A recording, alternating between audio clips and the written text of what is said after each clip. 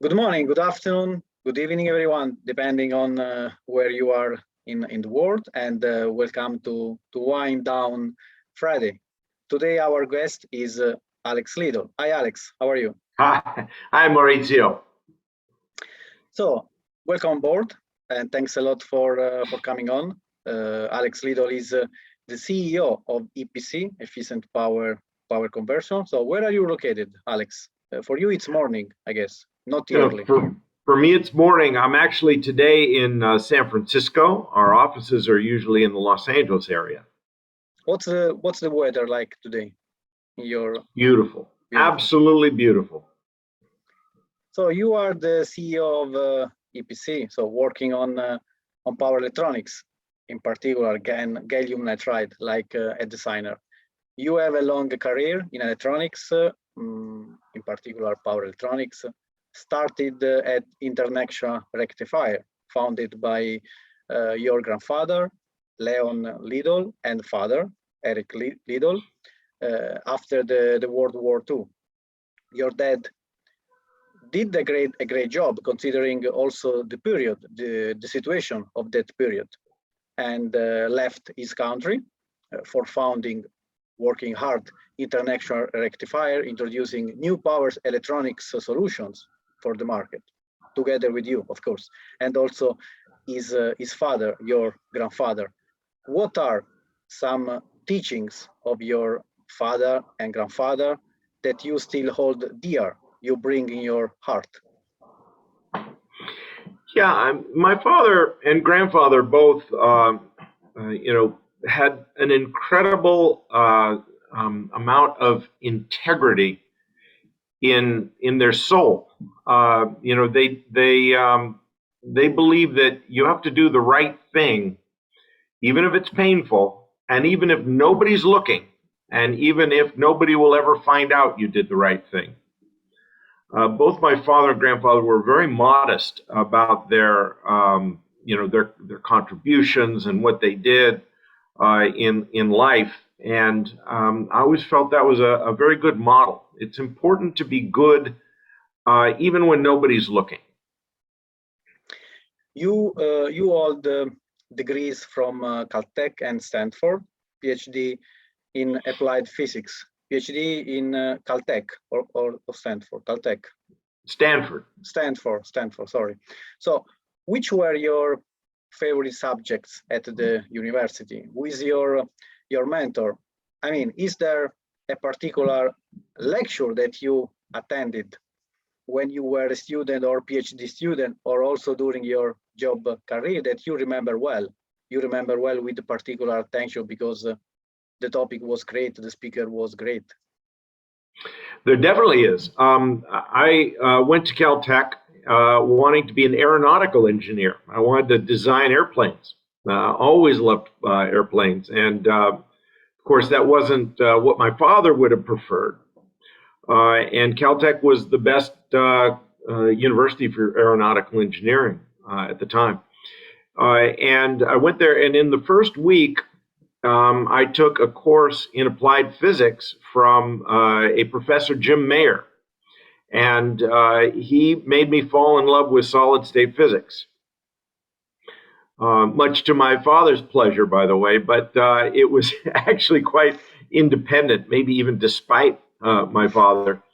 And really because of that, I've had a lifelong love for semiconductor devices in particular, and how they operate, how to make them better. As a speaker instead, Alex, which is your best one, your best experience, your best talk ever? My best talk ever? That's a hard question. I'll tell you the talk that took away my fear of speaking, and it was in 1987 at the opening of a brand new factory in Temecula, California, and I really wanted to give a motivating speech to all of the new employees. We had all of our suppliers there. We had the senior executives, and so I got up and I really put everything into this talk, and I had no reaction from it, and I was very worried. So I went over, after I was finished, and I went to the factory manager. I said, was it okay? He said, oh, what you said was great, but your zipper's down. And it was. So after that, I never worry about public speaking as long as I've checked to see that my zipper is up. So just your PhD. Can you tell me what was the topic of your PhD? So you wrote thesis, manuscript at that time, I guess. So I did my PhD in gallium arsenide, in particular certain material properties of gallium arsenide. And I did that because I felt that silicon, by the time I got to graduate school in 1975, that silicon was maybe a little bit old and there was something new. And I thought that compound semiconductors were possibly the thing that would come after silicon. So I worked on gallium arsenide and I got my PhD there. And I realized while doing that gallium arsenide was not a broad scale replacement for silicon. It was rather a specialty device.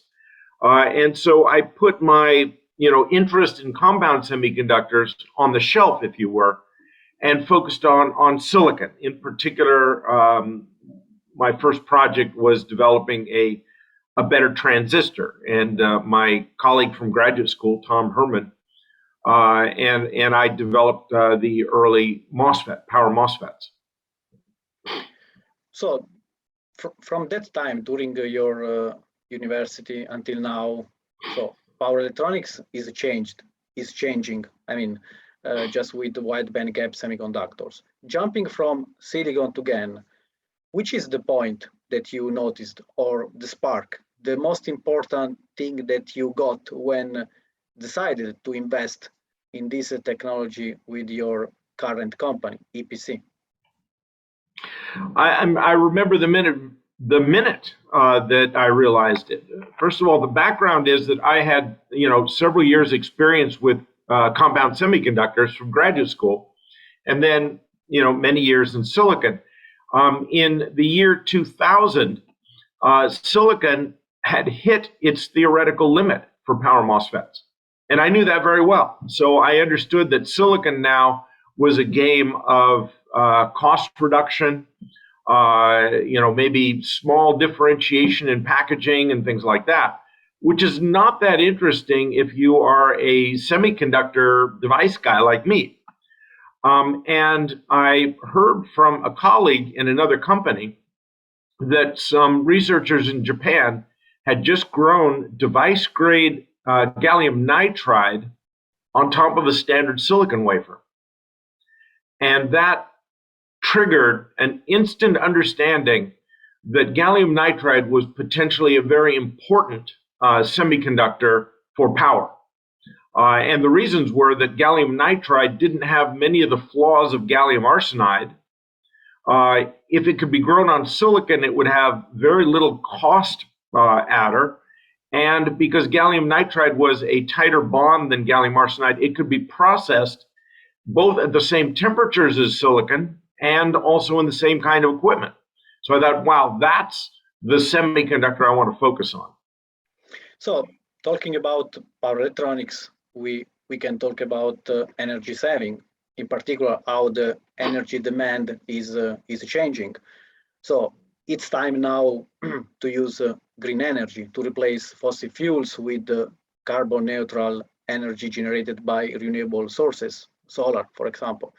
Investment also would be important, would be among the priorities in the industry about smart grid. So how the energy can be smart, bidirectional one, I mean. So, and also a new transportation that should be in the priorities. In this case, we can talk about electric vehicles.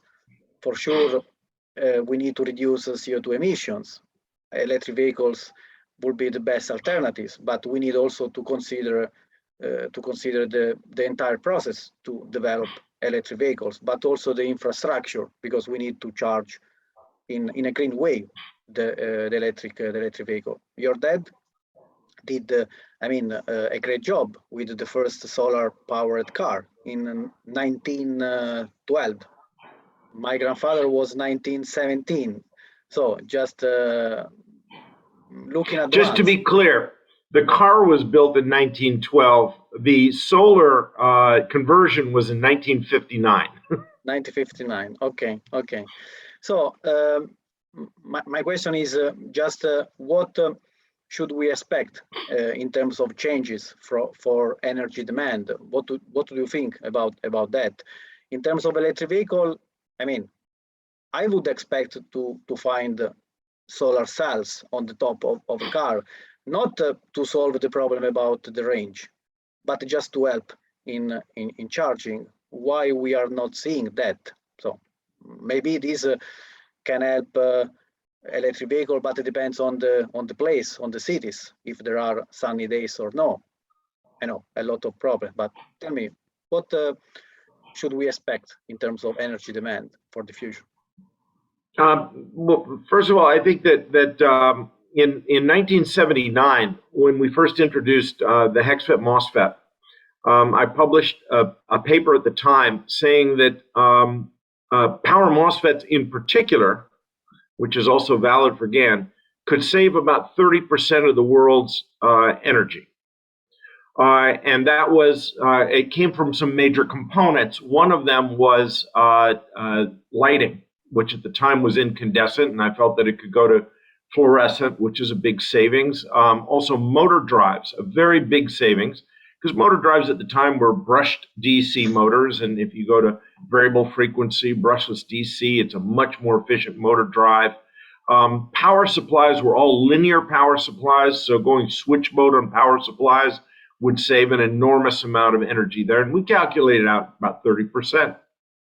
And in fact, I think that we are harvesting that. But we have to realize also that our energy consumption grows as our standard of living on a global scale grows. So saving energy doesn't reduce our carbon footprint. What it does is it gives us an opportunity to maybe use that savings to invest in things that will improve our carbon footprint. I think that things like shifting from coal and wood-based fuels to natural gas and solar and wind, in natural gas not being as good as solar and wind, those all help our ecology. But they don't come from energy savings. They come from a desire to change our climate. So we need to separate the two issues of energy efficiency and carbon footprint or climate change. They require very different policies. Good.